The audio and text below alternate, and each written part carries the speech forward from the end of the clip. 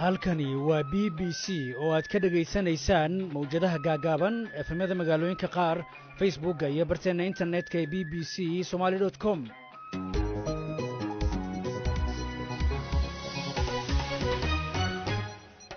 galab wanaagsan kulanti wacan akhyaarta hawada ay nagala xiriirtaa meel kastoo aad naga maqlaysaan waa talaado 13 bisha Julaay sanada 2021 barnaamijka dunida ee maanta arrimahan idinkugu hayna waxaa ka mid ah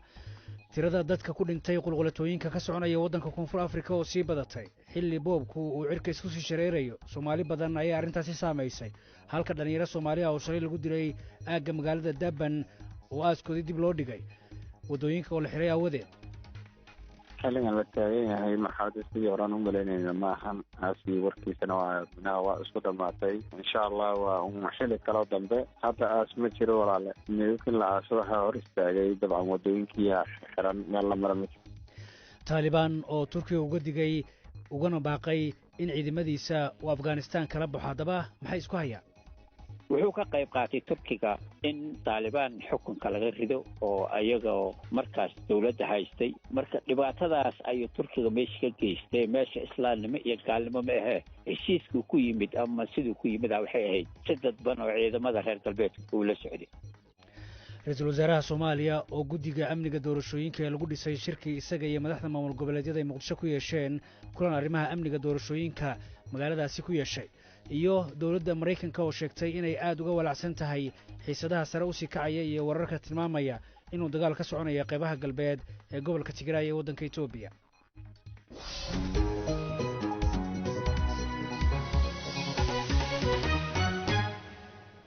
qodobadaasi kuwa kale ayaad ku maqli doontaan barnaamijka wadajirka u soo saareen maxamed cabdiraxmaan sheekh iyo ciise xaaji cabdullahi anigoo Cabdi Ibraahim Cageerna in la socodsiinaya balse marka hore barnaamijka waxaan ku bilaabaynaa wararka caalamka iyo Cabdiraxmaan Xaaji Cadow mahadsanid Cagayre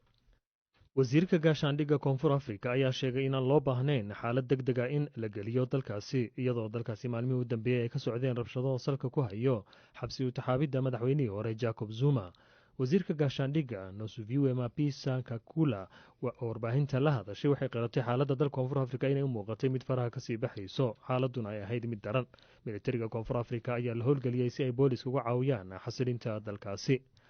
rabshadaha maalmahan ka socday dalka Koonfur Afrika waxaa ku dhintay ugu yaraan 10 qof iyadoo xabsiga loo taxaabay dad ka badan 700 oo qof dukaano ku yaala gobolka KwaZulu-Natal iyo Johannesburg ayaa la boobay wasiirka booliska dalka Koonfur Afrika Beki Cele ayaa digniin u diray dibadbaxayaasha Current situation on the ground is under strong surveillance. waxaan si dhow ula soconnaa xaaladda hadda ka taagan goobaha ay rabshadaha ka dhaceen waxaana xaqiijin doonaa inaysan ka sii darin ma ogolaanayno in cid ay ku xadgudubto dimuqraadiyadda dalkeenna waxaan ku amarnay laamaha ammaanka inay labalaabaan dadaalkooda ay uga hortegayaan rabshadaha innaga oo kordhinay ciidamada lagu daabulay goobahaasi to stop the violence and to increase deployment on the ground. wakaaladda u qaabilsan Faransiiska dhanka tartamada ayaa shirkadda Google ku ganaaxday $600 milyan kadib markii shirkadaasi lagu oogay dacwad la xiriirta xuquuqda lahaanshaha amaba copyright wakaaladdu waxay sheegtay shirkaddu inay diyaar u noqon in arrintani wadahadal la gasho amaba xal loo raadiyo shirkadda Google ayaa horey loogu qabtay muddo 2 bilood gudahooda inay arrintani ku xaliso haddii kale ay wajahayso $1 milyan oo ganaaxa maalin walba Google oo go'aankaasi ku tilmaantay mid niyad jab leh ayaa sheegtay inay racfaan ka qaadanayso lacagtaasi ganaaxa ay wakaaladdu ku soo rogtay ururka Taliban ayaa Turkiga ugu baaqay in uu ku laabto go'aankiisa ah inuu ilaaliyo isla markaana oo maamulo garoonka diyaaradaha Kabul markii ay ciidamada Mareykanka iyo kuwa NATO ay ka baxaan Afghanistan bayaan ururka Taliban ka soo baxay ayaa lagu sheegay go'aankaasi inuu yahay mid aan laga fiirsan waxtarna aan u lahayn labada dal ee muslimka ah wuxuuna ururku sheegay ciidan kasta oo ajnabi ah oo ku nagaado Afghanistan kadib markii ay ciidamada shisheeye dalkaasi ka baxaan loo arki doono kuwa dalkaasi ku soo duulay jihaadna lagu qaadayo madaxweynaha Turkiga Recep Tayyip Erdogan ayaa xaqiijiyay inuu toddobaadkii hore uu amuurtani heshiis kala galay Mareykanka go'aankaasi Turkigana waxaa si weyn u soo dhaweeyay dowladda Afghanistan waxayna sheegtay amniga garoonka inuu muhiim u yahay diblomaasiyiinta dalka Afghanistan ka howlgala mar haddii ay ciidamada Mareykanka dalkaasi ka baxaan booliska islaamiga ee gobolka Kano ee dalka Nigeria ayaa qabqabtay 5 nin oo lagu eedeeyay inay ku xadgudbeen sharciga u yaallay gobolkaasi ee la xiriiray guurka dadka isku jinsiga ah guurka dadka isku jinsiga dhexmara ayaa sharci darro ka ah 10 gobol oo ku yaala waqooyiga dalka Nigeria golaha booliska islaamiga ee Kano waxay sheegeen raggani la soo qabtay in ay markaasi ku dhumaalaysanayeen aaga Kumbosto kadib markii la soo gaarsiiyay cabashooyin la xiriira ragga ay booliska xabsiga u taxaabeen haddii kiiskani lagu eedeeyey lagu helo waxay mutaysanayaan 14 sano oo xariga. qaar ka mid ah dadkii ku dhintay dabkii ka kacay isbitaal magaalada naasiriya ee ku yaala ayaa la aasay iyadoo dabkaasi ay ku dhinteen ugu yaraan 60 qof. dabka ayaa ka kacay qaybta isbitaalka ee lagu dabiibo bukaanada uu soo rito cudurka coronavirus, waxaana la sheegay qaraxaasi inuu ka dhashay haanta oksijiinta oo qaraxday. madaxweynaha dalka ciraaq barham saalixi wuxuu dabkaasi ku tilmaamay masiibo, isagoo shilkaasi u sababay musuqmaasuq iyo maamul xumo isbitaalkaasi hareeyey oo aan qiimeynayn nolosha dadka reer ciraaq. dadka ka qayb galay aaska dadkaasi oo eheladooda wax ku noqdeen waxaa ka mid ah cimaad hashaam, wuxuuna ka warramayaa dabkaasi argagax lahaa iyo sida uu dhacay. waxay leeyihiin waayar ciladaysan oo haanta oksijiinka qabsaday ayaa dabka kiciyey oo dilay bukaanada cisbitaalka lagu daaweynayay iyo dadka la joogayba. ma jirin wax dabdamis ah ama ambalaasyo goobta ka agdhowaa, biyana ma lahayn. dadku waxay u degdegeen in ay soo saaraan meydadka. dadku waxay ku dhibtoodeen helitaanka meydadka maadaama ay gebi ahaantoodba gubteen. waxay ugu dambaysay oo aan xusuusto inaan meydadka ku dul wareegayay, waxbana ma harin.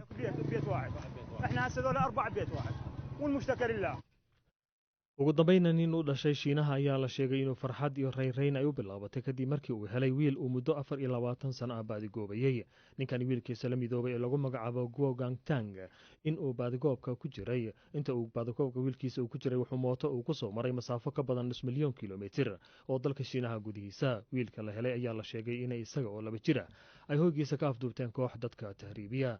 aabaha wiilka helayna waxaa laga sameeyey filim si ay cashar ugu noqoto carruurta la waayo oo dib waalidiintooda markaasi ula midoobo. qoyska wiilka la helay ayaa dib ula midoobay kadib markii ay saraakiisha caafimaadka Shiinaha ay sameeyeen baaritaan dhinaca hidda-sidaha amaba DNA. booliskuna waxay sheegeen ilaa iyo hadda kiiska wiilkani 24 sano kadib reerkiisa la midoobay in loo xidhay 2 qof. warkii idaacadda galabnimo waa nageynta. aad baad u mahadsantahay cabdiraxmaan xaaji caddow ayuu kaasi ahaa. wararka caalamka ayuu nala socodsiinaya. halkaad kala socotaanna waa b b c. dhegeystayaal u diyaar garooba qaybaha kale barnaamijka. aynu ku bilownay sida aad warka caalamkaba ku maqlayseen ugu yaraan 10 qof ayaa waxay ku dhinteen isbuurasho ka dhacday koonfur afrika weliba xilli ay dadkaasi boobayeen dukaan ku yaal degmada Soweto, halka ugu yaraan 30 qof oo kalena oo 4 dhalinyaro oo Soomaali ay ku jiraan ay qulqulatooyinka qaybo ka mid ah waddankaasi koonfur afrika ka soconaya ay goorsii horreysay ku dhinteen tan iyo markii madaxweynihii hore Jacob Zuma uu toddobaadkii hore isu dhiibay booliska. ugu yaraan 800 oo qof ayaa waxaa loo xiray xiisadaasi xigtay dibadbaxyadii khamiistii bilowday kadib Zuma markii la xiray. hase yeeshee dibadbaxyada ayaa qalalaasi isu bedelay sabtidii iyadoo kooxaha araysan ay xireen waddooyinka ganacsiyadan ay boobeen. militariga ayaa haatan waxaa loo dadgureeyey waddooyinka qaar ka mid a degmooyinka halkaas si ay u xakameeyaan dadka rabshadaha wada ee wax boobaya. sidaas oo ay tahayna weli waddooyinka qaar waa ay xiran yihiin oo weliba waxaana la aasin meydadka 4 dhalinyaro Soomaali ah oo aagga magaalada Durban shalay lagu dilay. dadkaasi 60 qof oo Soomaali ah ayaa u gurmaday inay balaasaan 2 ka mid ah, hase yeeshee iyagii ayaa haatan meel ku go'doonsan. waxaa ka mid ah Farxaan Daahir Xuday oo khadka taleefanka igu warramay. xilligan la taagan yahay marxaladda sidii horaan u malaynayna maahan. aasi warkiisana waa isku dhammaatay. insha allah waa un xili kaloo dambe. hadda aas ma jiro walaale. maxaa dhacay oo hor istaagay in meydadka la aaso? meydadka la aaso waxaa hor istaagay dabcan waddooyinkii xiran meel la mara ma jiro. meydadka marka xaggee yaalaan? police stationka magaalada Regis Bay ee aad hadda igala hadlaysid. hadda kaala hadlaya. wiilasha dhintay allah u naxariistee dhammaantood ma hal meel baa lagu wada dilay? hal boob iyo hal xile laakiin meelaha kala duwan. dabcan labada wiila hadda aan meydkooda la joogno dabcan waa la socday. anigu ninka ku saddexa oo gaariga wadaan ahaay. dukaanaanu gurmado u aadnay. dabcan markaan saas u tagnay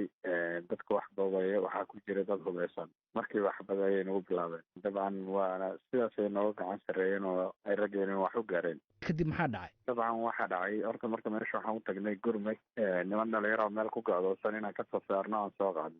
markii aan meeshii tagno raggii aan soo baxnay ee arkeen inay macnaha raggii aan wada rabno ee nagu bilaabeen axbad. adigu raggii qayb kamid a oo adiga 2 ninna waa soo wadnay. labadii kale oo meesha ka shaqeynaysa hore uga shaqeynaysana dabcan reero madowaa gurigooday galeen deegaanka deganaa. marka 3 gurmadka ahaydna 2 meesha nooga dhimato markii axbada nagu bilaabatay. 2 aan soo qaado baabuurkii saareed iyo anigii iyo ninkii kale oo gaariga ku dhex dhintay aan la soo baxsanay. booliska markaa u tagtay maxay kuu sheegeen? booliska xitaa waxaan isku daynay inaan caawin ka helno. booliska waa ka heli weyne wax caawina, meel kastana waa marnay, wax noo qabtana waa weyne. wiilashii marka aad u socoteen inaad u gurmataan iyaga xaalkooda waa sidee? hadda waa wada joognaa gebigeen, hal gurigan kuwada sugan nahay magaalada Rajasrey. iyaga xaalkooda waa caadi. hadda ganacsigoodii ka waran? adigu yaraan hadda magaaladan aan joogno waxaa joogta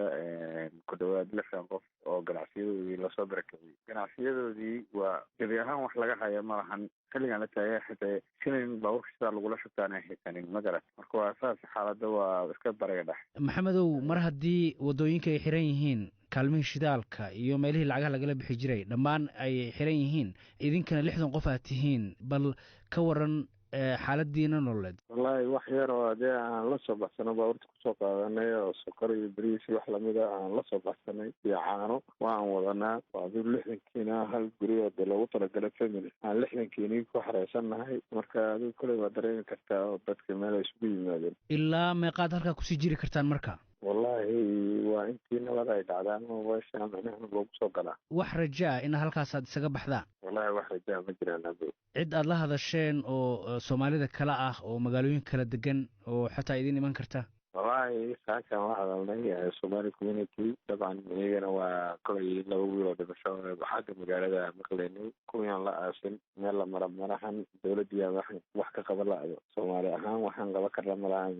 wallaahi kolay laa taqnatu min raxmatillahi. naxariista ilaahay baan rajaynaynaa in ilaahay si wax u fududeeyo iyo haddii ay suuragal noo noqoto inaan wada helno. maanta waxay ahayd inaad aastaan meydka. waxaad sheegtay in xaaladdu aanay deganayn. dhibaatada taagan maxay tahay haatan? maanta waa hadda dhibaatada taagan waxay tahay rabshadaha sii xoogeystay. wadooyinkii oo dhanna waa ay xiran yihiin, meel la marana ma lahan. taale ajrigeeda meydka wuxuu u baahan yahay xushmad gaara uu leeyahay, sida dhaqanka iyo sidii diinteena faraysaba. marka sidaa darteed micnaha dadkii kasoo qaybgali lahay aaskay intaba ma hayno. marka waxaan wadooyinkiina waa naga xiran yihiin. waxaan la sugaynaa dad noo yimaado nala aas. goormaad qiyaasaysaan inay arrintan kala fududaato oo aad meydadka aasataan? wallaahi waxaan qiyaasaynaa kolay marxaada inay markay hoolaha naga kala yaraadaan anagana qudhina aan helnaa gurmad, maadaama waada baabuurka sidaal ay noo lahayn magaalo aan ku xayirannahay. iyadii qudheeda aan u baahannahay gurmad inaan helno. haddii ay noo suuragali lahayd sidaal aan heli lahayn waan ka bixi lahayn. dabcan shidaalkiyaa meeshaan gabaabsika meelihii ajifiyadii waa la xiray. ilaa haatan rajadeena waa aaday u hooseysaa oo go-doonaan ma garat. kaasi waxa uu ahaa Farxaan Daahir Xuday oo khadka taleefanka igu warramaya. dhanka kale waxaan khadka taleefanka ee Johannesburg isna kula xiriiray Caamir Sheekh Xuseen, gudoomiyaha jaaliyadda Soomaalida ee Koonfur Afrika, oo aan ka wareystay bal xaaladaha soo kordhay iyo waxa ay ilaa haatan qabteen. 4 cisho ee lasoo dhaafay oo laga joogo waqtiguu madaxweynihii hore ee dalkani Koonfur Afrika Jacob Zuma uu isku dhiibay ciidamada amniga. ilaa iyo maanta waxaa jira dhibaato soo gaaraya dadkeena Soomaali, ajaanibta iyo ganacsiyada, iyadoon loo kala qaybin muhaajir iyo muwaadin labadaba. laakiin saameynta ugu badan ee jaaliyadeena ku dhacayso waxay naga heshay gobolka KwaZulu Natal oo runtii 4 walaalo oo Soomaaliyeed lagu dilay, meydkoodana aan la aasin. aastaankana ay nagu adkaatay. tiro ka badan 6 maaragtay lagu yahay meel ay maaragtay cirib iyo jaan dhigeen. balse haddaanu nahay jaaliyadda waa dadaalaynaa. waxaan la hadalnay wasiirka booliska iyo gobernatooraha gobolkaasi. insha allahu tacaala waxaana dooni doonaa in muwaadiniinteena intooda kale aan u helno maaragtay inay si salaamo ah, nafta ayaa ka muhiimsan, ay kusoo baxaan. caamirow, waan ku weydiin doonaa dabcan wasiirka booliska iyo gudoomiyaha gobolka ay dhibaatada ka taagan tahay waxaad isdhahdeen, laakiin marka hore bal xaggee ugu daran dhibaatada Soomaalida? runtii walaal waxay ka bilaabatay gobolka KwaZulu Natal oo deegaan ahaan uu kasoo jeeday madaxweynihii hore ee Jacob Zuma. deegaan ahaanna uu u degan yahay waqti xaadirkan. dhibka ugu badan ee muwaadiniinteena ku dhacayna gobolkaasi ayuu ka bilowday, wuxuuna kusoo faafay gobolkani Gauteng. dhibka ugu badanna labadaasi gobol ayuu ka jiraa. dalka intiisa kale xasilooni ayaa ka jirta, inkasta oo cabasho iyo cabsi ay jirto, laakiin dhibka ugu badan hadda wuxuu ka dhacaya labadaasi gobol ay u badan yihiin dadkani kasoo jeeda qowmiyadda madaxweynihii hore Jacob Zuma. dabcan labadaas gobolna Soomaali badan iyo ganacsiyo badan oo kala duwan ku leh. marka ma ognahay dhibaatada nafeed marka laga soo tagay iyo khasaarihii 4 wiil la dilay iyo 6 kale la yahay dhibaatada Soomaalida soo gaartay runtii horta dhibku ma aha mid ku kooban jaaliyadeena Soomaali oo qura ama jaadi dadka laajiinta dhibkani waa dhib saameeyay ganacsi walba oo dalkani ka jiro report uu soo saaray wasiirka ganacsiga ee gobolkaasi KwaZulu-Natal wuxuu ku qiyaasay in maalintiiba ay luminayaan tiro taqriban ka badan 100 milyan ee dalkani oo u dhiganta ilaa iyo 1 milyan oo dollar laakiin anagu midna soo gaartay marka laga tago walaalaha naga baxay oo maaragtay gacanta xaq daran ku baxay waxay u egtahay maaragtay in dhibkii ugu weynaa ee jaaliyada Soomaali soo gaaray dalkani uuna soo gaaray gobolka labadaasi gobol Caamiro waxaa jiray dhalinyaro goordhoweedaan la hadalnay oo 60 gaaraya oo intay tageen deegaan sida uga fogeen magaalada Durban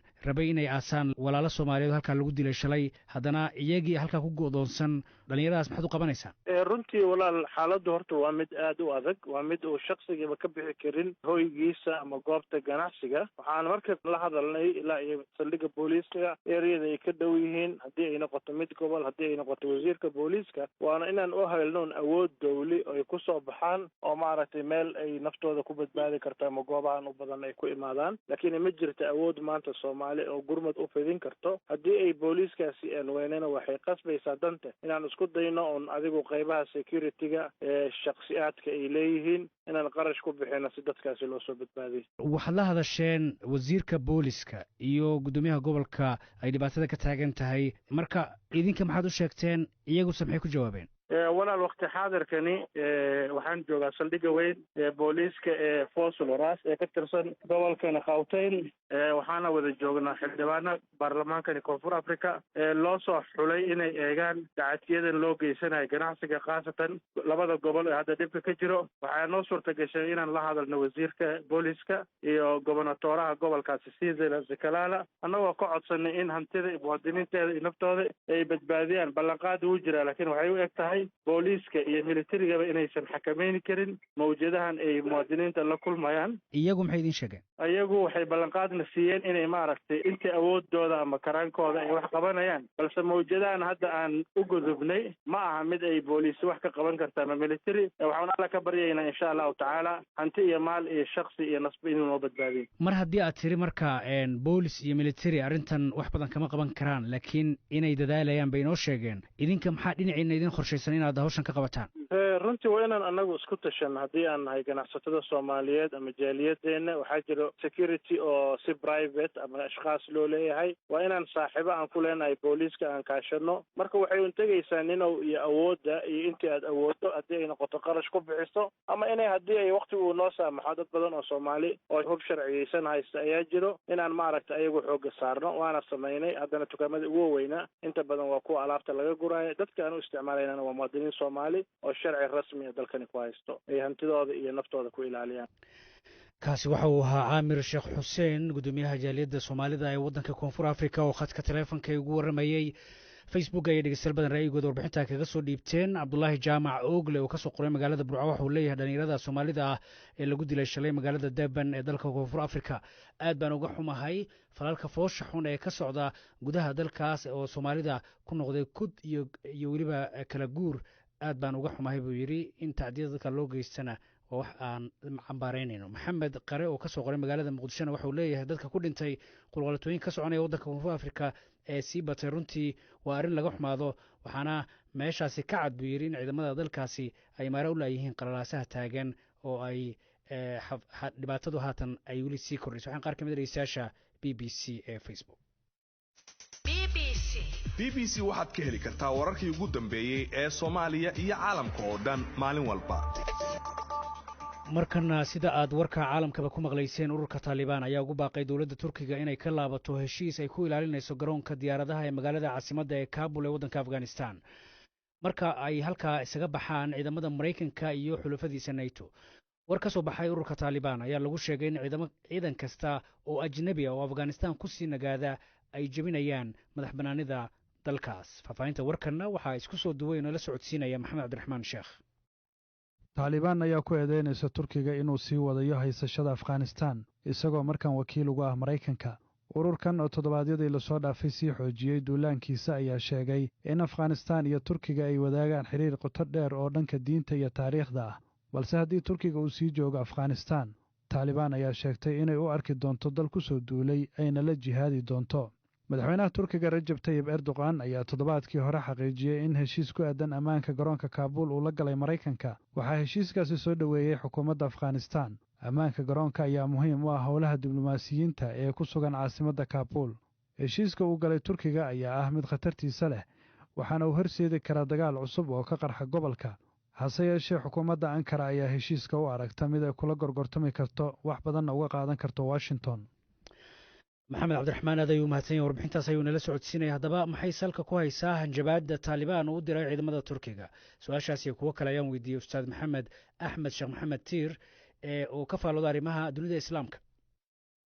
waktigii waxaa la gaaray ciidamada inay baxaan ay ahayd heshiiskii 20 February 2020 la heshiiyey waxay ahayd ciidamada ajaanibta ee NATO inay baxaan oo dalka ay ka baxaan. marka waktigii ayaa la joogaa, turkiyana kamid ay ahayd ciidamadaas. marka saa daraaddeeda taalibaan waxay rabaan marka inay baneeyaan dhammaan ciidamadii NATO oo dalkaas soo galay 20 sano ka hore. marka dagaal saas ayay ka wadaan, marka ma rabaan inay sii joogaan turkiga. sidaas ayaa sabab u ah. turkiga walow uu dal ajnabi uu yahay markii afghanistan la joogo, haddana waa dal muslima. marka maxaa keenay in ay dhahaan waa inuu isna raaco? waxaa keenayo waxaa kow heshiiskii uu turkiga ku soo galay ma ahayn heshiis dowlad muslime oo afghanistan kaalmaynaysa ma ahayn, laakiin wuxuu ahaa heshiis oo ku soo galay waktigii xaamid karzai uu joogay oo ahayd heshiiska ciidamada NATO ay kula dagaalamayeen alqaacida iyo taalibaan. asalka marka nimanka taalibaan inuu la dagaalamo ayaa meesha loo keenay iyo alqaacida qolyahan xukunka laga qaado. wuxuu ka qayb qaatay turkiga in taalibaan xukunka laga rido oo ayagoo markaas dowladda haystay mullah xaamud iyo urubkiisii. marka dhibaatadaas ayuu turkiga meesha ka geystay. meesha islaamnimo iyo gaalnimo ma ahee heshiiskuu ku yimid ama siduu ku yimid waxay ahayd si dadban oo ciidamada reer galbeedka uu la socday. saas daraaddeeda turkiga inay ka haraan ma ay rabaan. ciidamada taalibaan ma rabaan inay turkiga meesha uu ku haro, ay islaan ha ahaado ama yuu ahaanin. turkiga haatan hanjabaad waatan loo soo jeediyey. hanjabaaddaas siduu ku wajihi doonaa? hadda turkiga waxaa lagu wareejiyey ilaaliska garoonka in la ilaaliyo kabul. taalibaanna waa awood xoog loo hadda waddanka inay qabsato la rajaynayo, inkastoon filayo inay kabul ay qabsan doonin, lafteeda ka baqaysa in caalamka uu si uga hor yimaado. waxaa la rabay sawaariikhdii ay ka gadatay S-400 ahay oo turkiga ruushka ka gatay inuu ku ilaaliyo garoonka kabul. marka saasna waxaa hadda diiday taalibaan oo waxay tiri israaca kulligiin reer NATO idlaha israaceen. wuxuu ku khasbanaana marka turkiga inuu ka baxo, waayo taalibaan waa niman xoog leh. hadda ayagana hadda waddanka 75% in ku dhow way qabsadeen. ayagoona kabul qabsanin ay marka kula dagaalami karaan si khaas ah, ay u beegsan karaan ciidamada turkiga. saas daraaddeeda waa inuu si dhab u qaato hadalkaas ka soo yeeray mullah shaahiin afhayeenka taalibaan uu yidhi ciidamada turkiga meeshaa ka baxeen. markii hore turkiga maamul ahaan iyo weliba ilaala ahaanba garoonka gacanta kumuusan hayn, haatanse isagaa ku haya. qaabku ugu wareegay markaa? wuxuu ugu wareegay hal mar bay baxeen ciidamadii kale australiyaankii way baxeen. ilaa iyo ciidamo 40 dowladood ka yimid ayaa dalkaas hal mar isugu yimid. marka kuwii kale dhammaantood way baxeen. isaga ayaa marka meesha waxay ka baqaayeen reer galbeedka iiraan inay meesha kusoo fido, wayna kusoo fidaysaa iyo xoogii hadda ugu soo socota. saas daraaddeeda turkiga ayaa meesha lagu reebay oo la yidhi waddankan sii ilaali. turkiga marka wuxuu u malaynayay isagoo dal muslina in sidaas loogu shafeecayo oo taalibaan iyo afghanistaanka ay soo dhaweynayeen, laakiin wuxuu ogaaday inuu hadda NATO inuu ka mid yahay inay taalibaankana ay rabin inay joogaan. marka isagaa ugu dhow meesha. turkiga aada ugama dheero oo uu ka waardiyeyn karaa garoonka sawaariikhda uu haysto ee difaaca S-400 ruushka ka gatay. mataarka ama garoonka kabul way ilaalin karaan, wayna waardiyeyn karaan. laakiin taalibaan hadda wuxuu taagan yahay waxbaha waardiyeynina orda naga baxa. taalibaan laftigooda markii hore waxay sheegeen in caasimadda kabul aanay ku socon. marka maxaa keenay in hadalkoodaas hore ay jebiyaan oo haatan ay dhahaan turkida waa inay baxaan? ha baxaan turkiga inay dhahaan maaha inay kabul qabsanayaan. waa hanjabaad. waxay rabaan in meesha ciidamadii NATO ay baxaanay rabaan dhammaantood, una midna ku harin dalka afghanistan. meelaha shacabka uu degan yahay magaalooyinka waaweyn way iska ilaalin jireen, inkastay hadda qandahar iyo ay soo qabsadeen magaalooyin aad dad badan uu degan yahay caasimadii labaad iyo laakiin kollaba waxay og yihiin inay adkaanayso inay kabul ay soo galaan ay dhiig ku daadiyaan wayna iska ilaalinaan intaas si kaloo dadban unbay u qabsan karaan waddanka intay curyaamiyaan sidaa ay xukunka ku qabsadaan ma ogyihin hadda kuma tala jiraan kabul inay qabsadaan laakiin turkiga inay ka saaraan ay rabaan ma laga yaabaa in taalibaan xiriir hoose ay la leedahay dal kaloo ajnabi ah oo turkiga ay siyaasad ahaan ishayaan taalibaan hadda waa dawlad weyn ruushka oo calaaqaadi fureen hadda iiraan aada isugu dayeysaa laakiin hadda tan lagu bixinayo turkiga ma filaa inay dawlad kale cariiri ay ku haysee waxaa waaye un naatogaas uu kamid yahay ayay ku saarayaan kaasi waxau ahaa doctor axmed sheekh maxamed tiir oo khadka taleefonka igu warramaya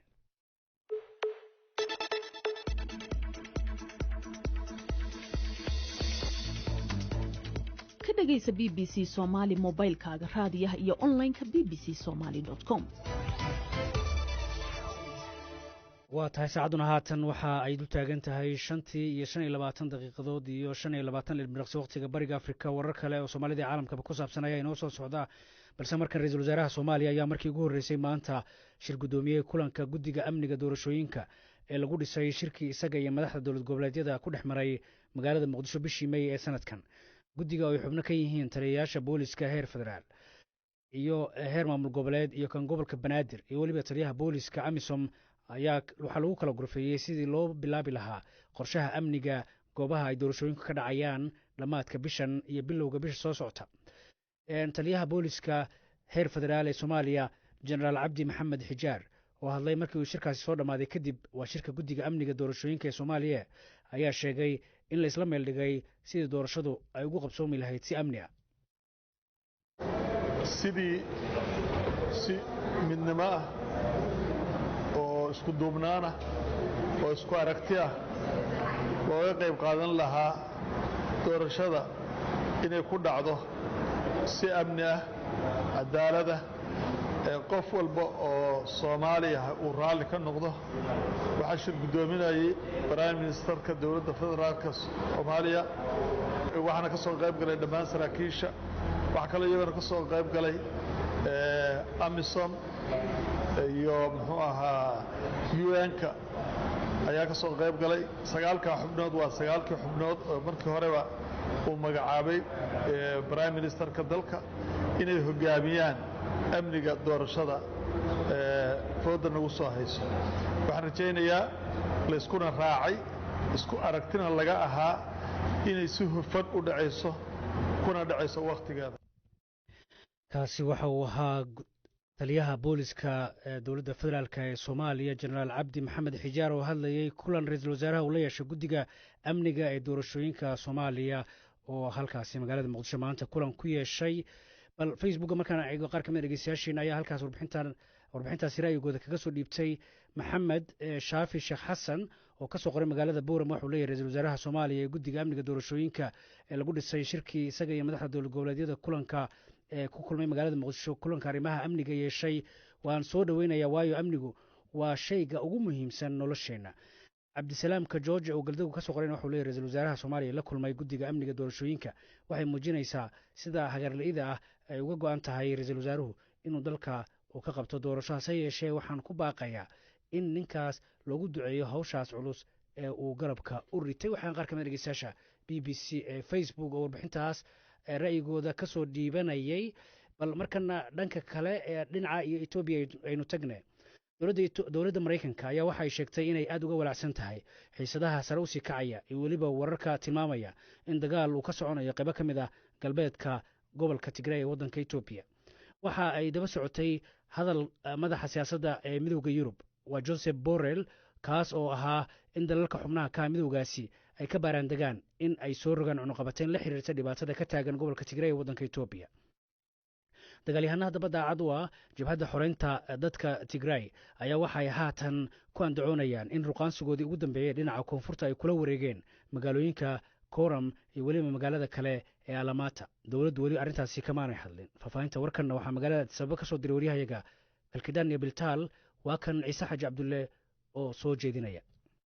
maraykanka ayaa mar kale ku baaqay xabad joojin laga wada xaajooday xilli lagu soo waramayo colaadaha u dhexeeya ciidamada Tigray iyo kuwa Amxaarada kuwaasoo ku dagaalamaya deegaanada uu muranka ka taagan yahay. dagaalka ayaa laga cabsi qabaa inuu saameyn ku yeesho dadaalada la doonayo in gargaar bini'aadanimo lagu gaarsiiyo malaayiinta qof ee rayidka ee haatan lagu kor dagaalamayo. waxaa la aaminsan yahay in kumanaan kun oo qof in lagu dilay dagaalkan socday ku dhowaad 8 bilood iyadoo in ka badan 2 malyan oo qofna ay danta ku qasabtay inay guryahooda ka barakacaan. bishii aynu soo dhaafnay dagaalyahano daacad u ah TPLF ayaa dib u qabsaday magaalooyin istaraatiiji ah oo ay ka mid tahay caasimadda Tigray iyadoo dowladdan ay ku dhawaaqday xabad joojin dhankeeda ah waxayna sheegtay inay ciidamadeeda kala soo baxayso gobolkaasi. hase ahaatee waxaa jiray baaqiyo ku aadan in xiisadda la dejiyo kala duwanaanshahana wadahadal lagu xaliyo. maraykanka ayaa sidoo kale waxa uu cambaareeyey weerarada argoosiga oo la sheegay in shacabka Tigray lala beegsaday. aad ayuu mahadsan yahay ciise xaaji cabdullaahi kaasi ah inala socodsiinaya warbixintii wariyaha BBC da magaalada Addis Ababa Kadkardaan iyo Biltaal. waa tahay markana saacaddu waxa ay du taagan tahay 5:30 iyo 15 biriqsi waqtiga bariga Afrika. xilligan oo kale waxaanu idiin soo gudbinaa qodobada wararka caalamka ugu door corona waxaa la diyaara Cabdiraxmaan Xaaji Cabdo. ugu yaraan 10 qof ayaa ku dhimatay isbuurasho ka dhacday Koonfur Afrika xilli la boobayay dhismo ganacsi oo ku yaala Soweto. dalka Koonfur Afrika waxaa maalmo ka socda rabshado salka ku haya xabsi utaxaabidda madaxweynihii hore Jacob Zuma. militariga Koonfur Afrika ayaa la howlgeliyay si ay boolisku uga caawiyaan xasilinta dalkaasi iyadoo booliska dalkaasi ay qabqabteen dad ka badan 700 oo qof. qaar ka mid ah dadkii ku dhintay dabkii ka kacay isbitaalka magaalada Naasiriya ee dalka Ciraaq ayaa la aasay iyadoo dabkaasi ay ku dhinteen ugu yaraan 60 qof. dabka ayaa ka kacay qaybta isbitaalka ee lagu dabiibo bukaanada uu soo ritay cudurka coronavirus. madaxweynaha dalka Ciraaq Barham Salixi wuxuu dabkaasi ku tilmaamay masiibo iyadoo taasi ay sheegtay uu ka dhalatay buuri musuqmaasuq iyo waliba maamul xumo isbitaalka ka jira. ugu dambeyntiina nin u dhashay Shiinaha ayaa la sheegay inuu farxad iyo rayn ay u bilaabatay kadib markii uu helay wiil uu muddo 24 sano ah baadigoobayay. ninkani wiilkiisa la midoobay oo lagu magacaabo Guangtang inta uu baadigoobka ku jiray wuxuu mooto uu ku soo maray masaafo ka badan 5,000,000 kilomitir oo dalka Shiinaha gudihiisa. booliskuna waxay sheegeen ilaa hadda kiiskan wiilka 24 sano kadib la helay in loo xidhay 2 qof.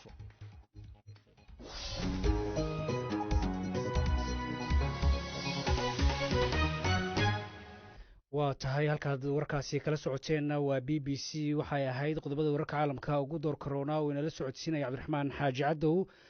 barnaamijkan waa barnaamijkii dunida iyo maanta ee BBC da qaybaha dambena waxyaabaha ku maqli doontaan waxaa ka mid ah qaybta koowaad dadku inay ka faa'iideystaan dhinaca biyaha oo ay xagga wax soo saarka iyo waxa xagga biyaha la qabanayo. sidoo kale dadku safarada markay marayaan dhinaca goboladan galbeedka waxa ku badan dhinaca buuraha iyo markaa dhinaca togaga ayaa ku badan. marka wax laga yaabaa runtii waxa weeyaan inay daadad meelaha godana biyo galaan meelaha sidoo kale togagana ay daadad soo maraan ay taana dadku iska ilaaliyaan. waa waaxda saadaasha hawada ee wasaaradda horumarinta beeraha ee Somaliland oo ka digaysa in dadku ay ka taxadaraan daadad la sheegay inay ka dhalan karaan roobab mahiigaan oo la saadalinay halkaas inay ka dhacaan iyo dhinaca Itoobiya iyo waliba barnaamijkii waxa inoo soo socda tusmaha nolosha balse markan waxaa magaalada Garowe ee xarunta Puntland ka soconaya shir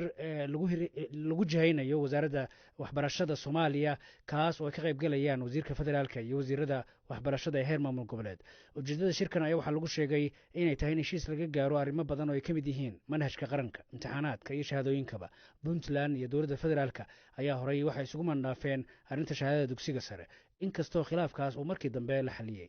wasiirka waxbarashada ee Puntland ayaa haddaba inoo soo rogashay inaan wareysano waa Cabdullaahi Maxamed Xasan oo faahfaahin intaas dheer siiyey wariye Axmed Cawil oo Garowe kula kulmay. wuxuu ku saabsan yahay xidhiidh iskaashi wada shaqayneed iyo arrimihii hore u taagtaagnay oo jiray in meesha laga saaro. marka maxay ahaayeen arrimaha taagtaagnaa oo awal aad isku hayseen? arrimihii hore oo la isku hayay oo ay ugu muhiimsanaa manhajka guud ahaan imtixaanaadka shahaadooyinka iyo habka waxbarashada ee dalka bay ahaayeen waxyaabihii ugu waaweynaaye u dhexayn jiray sida gaarka ah weliba wasaaradda waxbarashada hidaha iyo tacliinta sare dowladda federaalka iyo ta Puntland. laakiin wasaaradaha kale oo waxbarashada maamulada oo kale arrimahaas ma hadalhayn jirin idinka iyo dowladda federaalka idinka dhexaysa marka waan la oran karin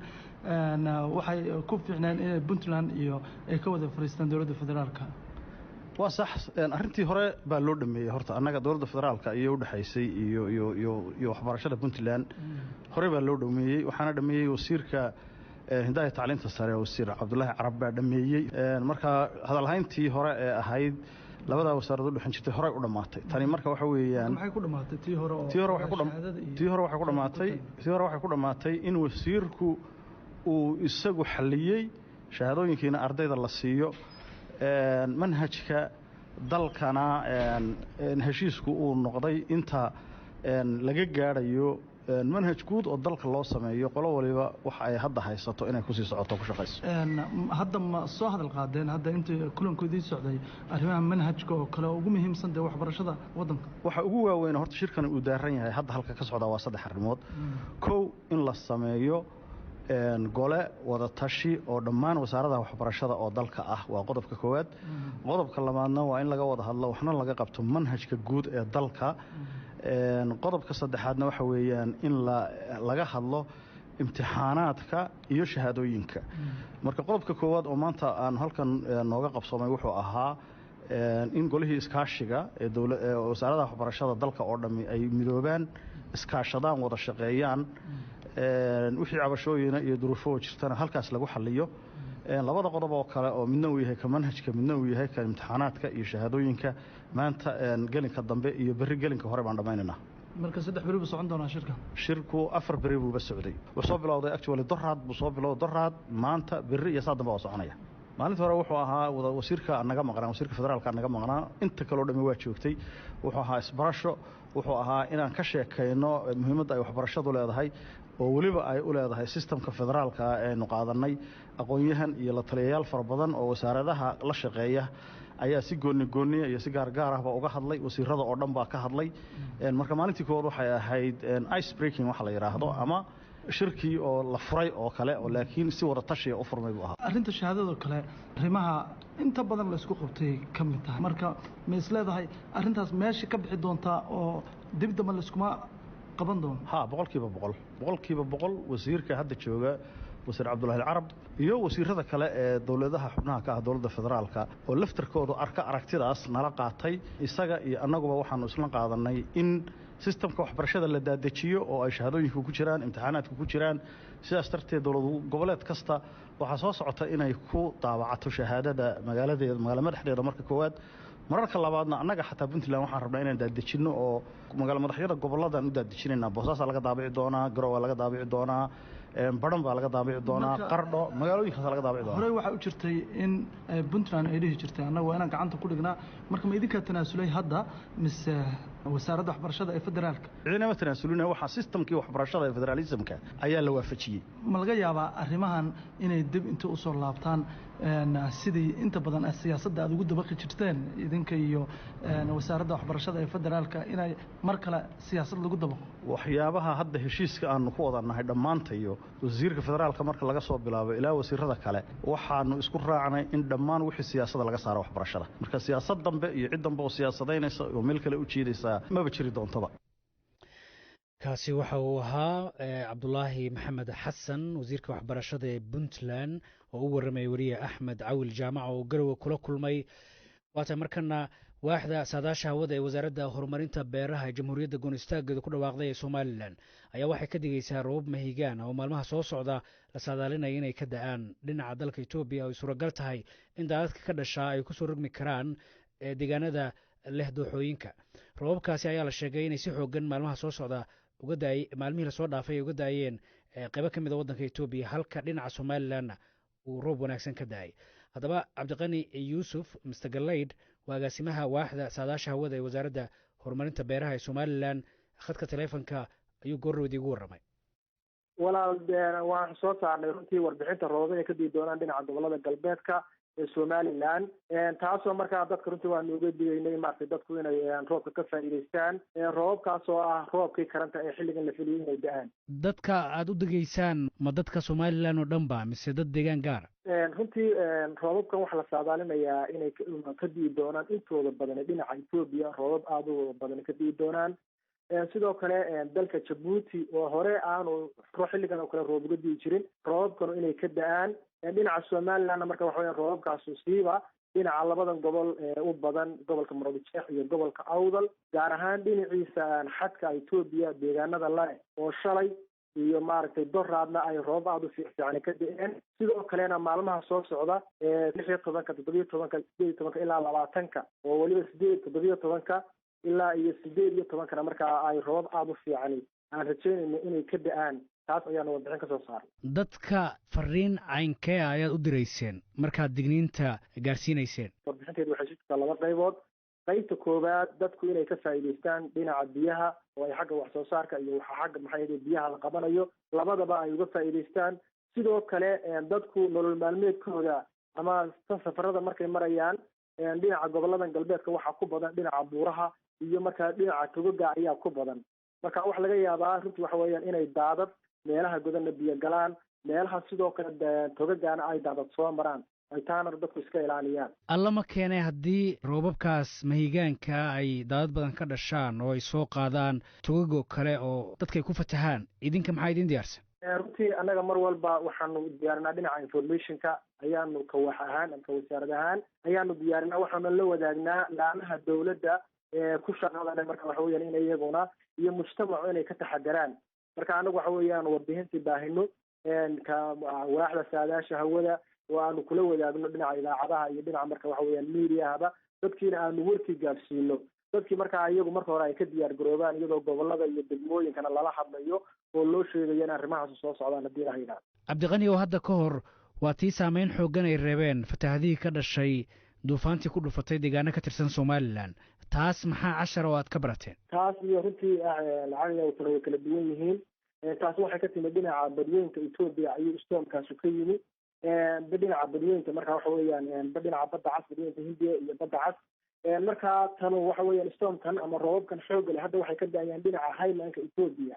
marka saameynta ama roobabka soo gaaraya way ka yihiin dhinac marka loo eego kuwii hore marka waxa weeyaan duufaanadaas ay keeni jireen hadda roobabka xooggan ee dhinaca Ethiopia ka daaya wax laga yaabaa xoogaa roobaba oo aad xaddigeedu u fiican yahay oo meelaha qaarkood 40 ilaa 50 milimitir inta u dhaxaysa inay ka da'aan marka roobkaasu runtii way ka duwan yihiin laakiin casharka laga bartana waxa weeyaan dadku inay taxadaraan oo ay isaaliyaan oo marka khatarahan oo kale ama roobab la sheego dadku inay aad u feejignaadaan meelaha godana iyo meelaha marka waxa weeyaan baadmareenkaana ay ka baxaan dhanka kale cabdiqaniyow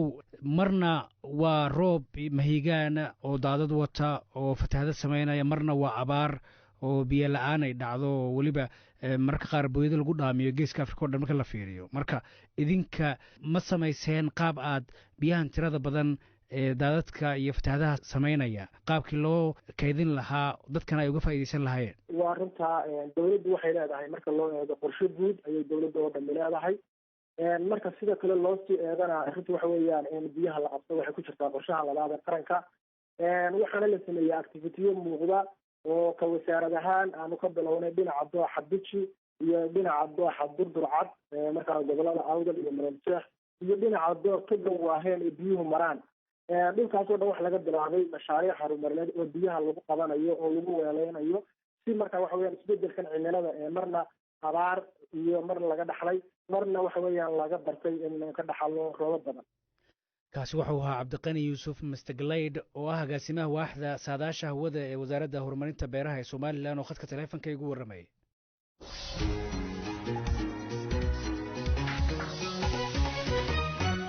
ciyaarihii ayaa inoo soo socday iyo weliba barnaamijkii tusmaha nolosha balse markan maxkamad ku taal waddankan Kenya ayaa waxay ku xukuntay shirkadda isgaarsiinta ee Safaricom inay lacag dhan $60,000 Mareykanka siiso nin aragga naafo ka ah oo ay shaqo u diiday ninka ayaa waxa uu codsaday shaqo ay ka banaaneed shirkaddaasi waxaana uu ku soo baxay imtixaankii laga qaaday markii dambese shirkaddaasi waxa ay sheegtay inaanay shaqadaasi siin karin ninkaas faahfaahinta warkanna waxaa inoo haysaa Faadumo Taxadir Yuusuf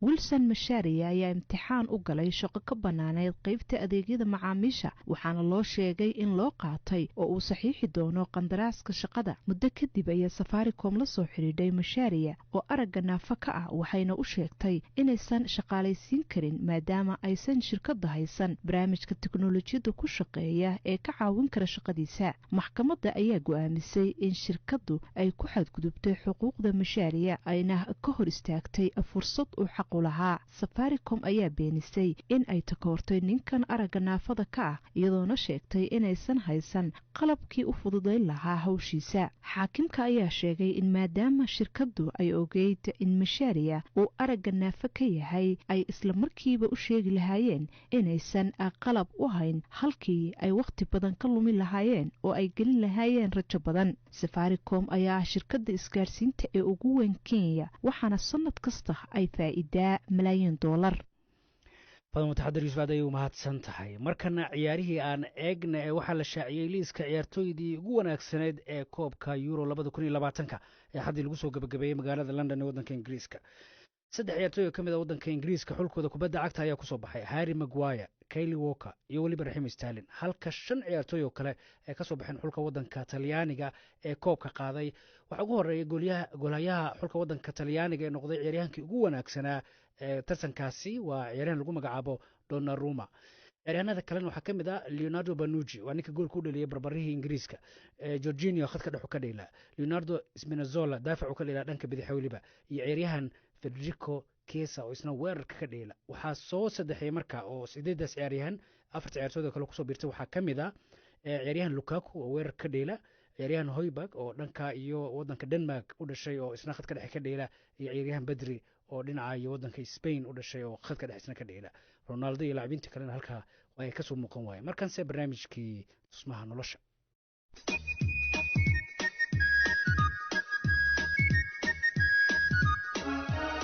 kusoo dhawaada barnaamijka tusmada nolosha oo aad talaado kasta ka dhagaysan doontaan laanta afka Soomaaliga ee idaacadda BBC-da tusmada nolosha waxaan uga hadlaynaa arrimaha gargaarka bini'aadanimo ee Soomaaliya qaabka loo gaarsiiyo kaalmada dadka u baahan iyo kaalmada ka jirta dalka innaga oo la hadlayna bulshada iyo hay'adaha bixiya toddobaadkan waxaan kaga hadli doonaa barnaamijka sida dhibanayaasha aafooyinka loo gaarsiiyo gargaarka ma tahay cadaalad waxaa idiin soo diyaarisay BBC Media Action anigoo Firdawso Sheekh Cabdiraxmaan waa idin la socodsiin doonaaye soo dhawaada dhagaystayaal haddii aan ku bilaabo barnaamijka kaalmada bini'aadanimo ee soo gaarta dalka ayaa hoos u dhac ku yimid tan iyo markii uu dilaacay cudurka COVID-19 waxaana kor u kacay dadka u baahan kaalmadaasi sida ay sheegayso warbixin uu daabacay xafiiska qaramada midoobay u qaabilsan arrimaha bini'aadanimada bishii Maarso ee sanadkan 7 milyan oo qof ayay kordheen dadka u baahan gargaarka marka loo eego sanadkii hore oo ay ahayd 5.2 milyan halka sanadkan ay noqotay 5.9 milyan warbixinta ayaa sabab uga dhigtay kororka ayaxa ku degay beeraha qaar saameyntii daadadkii baaxadda lahaa iyo aafada cudurka COVID-19 haddaba saameyntaasi dadkii ay soo gaartay waxaa ka mid ah Canab Axmed Faarax oo degan xerada loo yaqaano State House ee magaalada Hargeysa waxay inoo sheegtay in ka hor COVID-19 ay heli jireen kaalmooyin balse iminka aysan jirin wax kaalmo ah haba yaraadaane waatan Canab oo ii warantay qodobka aan soo qaadan kare ugu weyn waxa weeyaan xanuunka dhacay weeyaan COVID-19 ee dhulkiiba kala xidhay waxaan u malaynayaa inuu anagana saameyn nagu leeyahay adiga oo u fiirinaya ka hor gargaarkii iman jiray COVID-19 ma isleedahay wixii iman jiray la heli jiray waxay ahaayeen wax ku filan dadka ma dadku aad bay u badan yihiin kolley kuma filaan jirin oo waxba laakiin dad baa qaadan jiray oo marka kolley dad meesha ah hadii la siiyo dee waxay haydoon dad xaafada ka tirsan waxaana kolley dadku inta badan kusoo xuli jireen dadka u sii jilicsan leh ma isa gaari jirin dadku waa dad aad u badan weeyaan stadawska dad badan baa yaala ka yaalaana dan yar weeyaan dhammaantood oo waxa weeyaan dadaa shaqaysan baa jira waxaa jira qoys kala tegay baa jira waxaa jira dad maxaan ku raayay aan dee tacliinna lahayn meel ka shaqaystaana aan jirno shaqada Soomaaliland watan iska shaqada yar leh marka kolley dadku aad bay dadka xaafadan u dhibaataysan yihiin inta yar ee dadka la gaarsiin jiray sidaa sheegtay may kula tahay in cadaalad loo qaybin jiray oo saasi ay ku heli jireen dadkii mudnaa hayo cadaalad baa loo qaybin jiro kolley marka meesha wax soo galaan inta ugu jilicsana la siiyo dee qof haduu raaco waxba maaha mar haday meeshaada wax yimaadaan waa dadkaaga wax qaata aadan maxamed oo ah gudoomiyaha xirada Garasweyne ee degmada Xudur ee gobolka Bokool waxa uu Muxudiin Xasan Xusni uga warramay habkay u qaybiyaan gargaarada soo gaara iyo in sidaasi ay dadku cadaalad u arkaan wali in maarayaan dadkan hortoobaad lama boqol iyo siyeetin iyo todoba goosa tusaalaan dhana keen ku qaadaya anta roog hoob oo la keere konton qofa keen hayna konton gaas qofka dadka kaamka ka qoral keere saas in dadka gobolka isla deganin shal dooranin dad oo uriyaan amba handhoole amba hayna walban haysan danyare waayile ya ka jira wali ka soo biyaan madan dadkan waxa ku hulaane dadka waayile dadka danyarta geek waliyo dabsaarada aan lahayn dadkaas ka marayaan wali yaro madan ha ku hir hatan sidii shal dooranin aan galaan dadka madina madan san maarayna hata raali gibin may ku soo biyaan arin haan Allah heli yirin ilaahay marshi dadkii masla diiraan wali fadana qiibta hata wala siima qiibta kal hatan oo ilaahay walhanin qaada qiibta kiig datan meeliya ku sii bilaawan taas ogaada iraan horta warbiin sida ee siyaan mid Yuroob neegana asin laakiin mayba kooy kortay wala gobolka lisheenawba wal oo lahamalgaayo dadka maamulka ahaadena maamulka yoon wal kale oo taayaan bamilahani adal ka siilay yoon wal ku fadaya marka cadaalad ma kula muuqata qaababka gargaarka u soo gaaro deegaanka ee loo bixiyo hamay cadaalad oo kala muuqata walaal kooyab hoose wanaag ee ka bahaayano adhooba ka diiram wanaag biyaas hay'adona ki aan ka aaminaan laakiin waa musuqmaasuq gobolka ku jiro kan maamulka ee walaha ku dhiyaw naftiis wala bujiilay galadaayo dadkii linga tala galay wal hadiira online horta musuqmaasuqa ku kooyay taas daraadiya wal yar ka hoob ana takiinka nagada musuqmaasuqaas kasto yar ku roogna marna wala isku dhigi kortee waa bilisla qobsado wal yaro shal goob wala inagana lisla qobsado ba dhigi kor taas oo dhiida naftiye sidii la nisga geysay aan maarayaan dadkii loogu talagalay ma la siiyaa hadadkii linga tala galay gaarsho wal si laakiin mad yaro wal dhaliile jaran may dhaliile ka jirtay madoniib antu ku tabaano wali jarahan namiya waxaan uu meel kale toosan male uu guraano uu abadaan maamulkii abashay noo haysata jaran yoona dadku uu leeynil dhaladeeha ilaan dadkii mas'uulin haayana way sanaansado kore way isdagaalada kore maxaa wax loo qaban karaa xaaladaas oo mararka qaar hadii ay dhacdo in wax la isdaba marsiyo oo kale wali dhiifaday horta sidii isdaba marintaas liinku gudub faday waana mad kasta adeena likii aamin faday hiyado kii aamin fadayno bulshada kii aamin faday horta wali faylaha ani ada wala hooba ka diiran soo nadaamsano jadwaleysano waana khilaafan ku kooyane ilaahay kii kala ogyan nadaamsan horta ada ka biid hooba ada ka biid hiyado horta saasa kii aaminay laakiin hooba ada walba kooy musuqmaasuq ani galaan ada hiyadooyi ka dareensiin qof walba kii aaminaw deegaankan walaay kooy fadimaaba kooyan bataatam waa tahay dhageystayaal barnaamijka tusmada nolosha ayaad dhageysanaysaan markana ku soo dhawaada fariin caafimaad oo barnaamijka qayb ka ah السلام عليكم هلو كابتن سليمان إدح نبضي كوفيد 19 أدون قحمة حيماتين إذا أركي كريم وايا إذا عطا ديجا ديجيستانيستان أنا وحن حرانا هاي سور كي جودن بيي وايا هاي ديجيستيال أنا أخريو فرنتين نبوه الرئيسة وحن كتميد خالد وعليا هاي كابتن سليمان شار كيجا عالي وأن آد الله يابله مركو كوريجا تشوغو يا مركو كباحيو شقا هدو تغيو أما هدو مساجد كتغبا وحدا مركزتا dar isku mid ah gudaha iyo dibaddaba isaga waa isku mid waaga Khaalidow kabtan Saleebaan waxa uu ku leeyahay adiga marka ay noqoto gudaha ama dibadda waynu kala dooran karnaa inaynu xidhanno dhar isku mid ah ama dhar kala duwan laakiin hal shay ay tahay inaynu mar walba sameeyno taasi oo ah inaynu afkeena ku daboolno xusulka mar kasta oo aynu qufacayno ama hidhisayno aynu joogno gudaha ama dibaddaba coronavirusku ma aha oo kaliya mid gudaha ama dibadda lagu kala qaado yaa ogaan kara qofka qufacaya ama hindhisaya inuu xanuunkan qabo iyo in kale marna ma ogaan kartid taa laakiin markaynu ka hadlayno dharka aba waxaan jecelahay markastoo aan baxayo in aan u labisto sida ugu fiican xataa haddii aan idaacadda tegayo xusuusnow waxa uu kabtan Saleebaan ku leeyahay هلو رجو باي باي كوفيد 19 fariintan caafimaad waxay kaaga timi BBC Media Action iyadoo qayb ka mashruuca isbahaysiga nadaafadda iyo beddelka dabeecadda oo ay taageerayaan xafiiska caawimaadka Ingiriiska iyo Unilever intaasi haddii aan kaga nimaadno fariintaasi caafimaadka saameynta aafooyinka kaliya kuma eka dadka degan xeryaha barakacayaasha waxaa jira dad degan deegaanadoodii oo haddana la kulma culayso dhanka nolosha ah sida Ooliyo Axmed oo ah hooyo 8 carruur haysata waxay degan tahay degmada Xudur Ooliyo araga ay naafa ka tahay waxayna xaaladooda nolosha uga warantay wariye Muxdiin Xasan Xusni wal hoo dhawaan tan hana gali bloogan hana gali ma jaran sababtaas maxay ma walba nin deerna meel wala ka sheegaw ma dhigno horta ta wala qoray dhigni may goobtan san yaag meel wala ka magacayo ba ma dhigni meel ne qorayna ma aragna reesaasa horta haalkaynay alma badngaan baahana may kumad aha horta maadada koowaad hunguriga ilaahay mahadle meel unu kushaanana mala deeri wayne gaalani nagrihaani kunga ilaahay muslimka dhinku biyona walka gadnoo bawka wayne tan kaleed hatan tafadhi haangan hataka jar haata waa mankayna guriga ba maqaba guriga ba maqaba min doofka derbaala isheeri hoola maqaba guriga maqaba hunguriga sadadadkeeya ahaa walay hatuugadoona kiila 40 kunga liile walka gadooba waysana antaas ayaa ilaahay mahadle gargaar ilaahay lagu helay walaaga safaraan gaariga dameerkeenaado maqaba madigaba waa isku dhaansada fan gargaarka deegaanka soo gaaro wax ma ka heshaan hatu wal hana deeray una helni raanoba mahayna sidoo ka dadkii kale adiga kula mid ahaa wax ma helaan wal helayba malaba horta talan walaha galeenba ma aragn in gargaar la kordhiyo gargaar kale la sii keeno oo wax ka heshaan ma danaynaysaa eeda intii ilaahay rahmaanhay wal haneen galgaalo umurta haneen gargaarto eedan rajayaan sidoo waa ay mahadsan tahay owliyo barnaamijka ayay qayb ka ahayd dhanka kale raaxo sheekh oo iyana degan magaalada Kismaayo waxa ay ka mid tahay dadka qaata lacagaha ay bixiyaan hay'adaha qaar ee ku soo dhaca kaararka bil kasta inta ay la eg tahay lacagtaasi iyo waxa ay ku maareyso ayaan weydiinay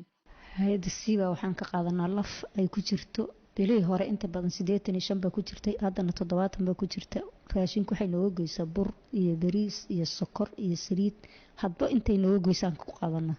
hadda hal sano way noo socotaa ilata laftaas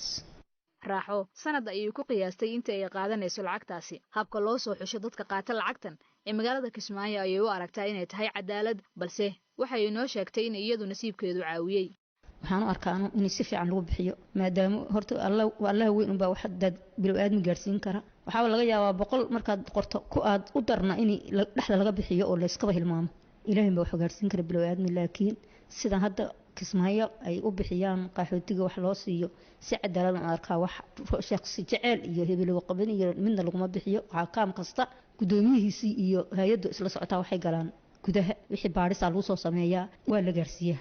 isku dayo aynu ku doonayno inaan kula hadalno deeq-bixiyaasha caalamiga ah ayaa inoo suuragelin balse waxaan la hadalnay gudoomiye ku-xigeenka hay'adda qaxootiga iyo barakacayaasha maamulka Jubbaland Maxamed Nuur Sheekh oo inooga warbixiyay sida ay ku xushaan dadka deeqaha la gaarsiiyo gargaarada soo gaara sida ay ku soo gaaraan iyo arrimo kale waxa uu u waramay wariye Cabdullaahi Axmed waxay ka yimaadaan waxaanu bixino meelo kala duwan hay'adaha koobka hay'adahaas aanu baahidii dadka barakacayaasha kuwii soo noqday haduu roob doo biyo haday fatahaad ay dhacdo baahidii joogtadeed asaasigeed hay'adii baanu la wadaagna ka bacdiga waxay ka jawaabayaan wixii marka qaabku noo soo gaariyo shirar baa la qabtaa oo la isku imaanayo halkaas waxay wadeen bay xabiiska u soo sheegayaan ama email ha ku soo diraan oo mararka qaar kood waxaasan waxna dadka seen u gaarsiina dhaan ama wafti ay soo diraan xafiiska yimaadaan wixii sheegaan nooca gargaarka ee hadda aad bixisaan muxuu yahay kolbada waxay ku xidhan tahay dhibaatada markaa jirta abaaraha haday dhacaan gargaarku intiisa badan wuxuu noqonayaa wixii la cuni lahaa dadku waxay cunaan loo raadiyo hadda oo kale waxyaalaha la bixinay waxaa ka mid ah maadaama roob da'ayo gugi uu bilowday xagaayada inoo bilowday dadku waxay aad waxay u baahan yihiin waxay roobka ka jirsadaan sidee ku gaarsiisaan dadka u baahan dadka meelay degan yihiin oo barakac kuwii soo noqdayna ayaguna qaarna barakac ay ku biireen qaarna meelay degan qaar xaafadaha san dejinay waxaa la sameynayaa team ka kooban xafiiska hay'adda markaa wax bixinaysa kaanuunkii gudiyadii ay lahaayeen oo gudiyo u xilsaaran barnaamijka inay fududeeyaan dadkaasoo dhan oo meesha tegaya ayadoo wada jirta oo la wada socdo yaa wixii dadkii la gaarsiinayaa qaab noocee ayaad ku xulataan dadka la siinayo kaalmada kala nuglaanshaha ay dadku si u kala daran yihiin si dadku u kala liitaan mararka qaar waxaa laga yaabaa dad aan danyar ahayn oo gargaar ku jira dadkaas sidee loo maareeyaa waxaanu samaynaa marka hore tiimka waxaan soo xulayo iyo hay-adaha iyo xafiiskii marka hore waa la dardaaranaa oo loo sheegi kariteedana la siinayaa kuwa kaamamka jooga hay-addii wixii oo dhan in sida saxda ah ee ilaahay loogu dhawaanay in dadka u baahan in la soo xulo caqabado idinkaga yimaada ma jiraan qaabkaas caqabadaha dee markii aad wax xusho ee dad intaad mashruuc ka faa'iidaystaan aad qorto dee caqabadaha ka imaanayada waa eedayn lagu eedeeyo sax omaada qorin lagu dhaho aad aragto dawlad qaybaheedii kala duwanaa niman xildhibaano iyo odayaal iyo dadku eedeynaya oo kule reer fulaan iyo kamay qaybgelin reer hebel baa qaatay reer hebel waa laga tegey waxaasoo dhan waa wax nooga yimaado caqabad ah ugu dambeyn xalka maxaa u aragtaa ka hay'ad ahaan xalka waxaa noqonaya rasmiga in dadkani kaamamka ciriiriga ah iyo noloshan ay ku jiraan iyo waxaan oo dhan laga saaro in dib u dejin rasmi ah loo sameeyo inay dadku beerahooda qotaan in ay xoolahoodii dib u dhaqdaan in dib loogu bilaabo waa uu mahadsan yahay gudoomiye ku-xigeenka hay'adda qaxootiga iyo barakacayaasha ee maamulka Jubbaland Maxamed Nuur Sheekh intaas ayaana ku soo gabagabeynaya barnaamijka tusmada nolosha oo ay idin soo diyaarisay BBC Media Action oo kaashanaysa hay'adda Ground Truth Solution GTS tan iyo kulan dambe waa anigoo Firdawso Sheekh Cabdiraxmaan oo idin leh nabadgelyo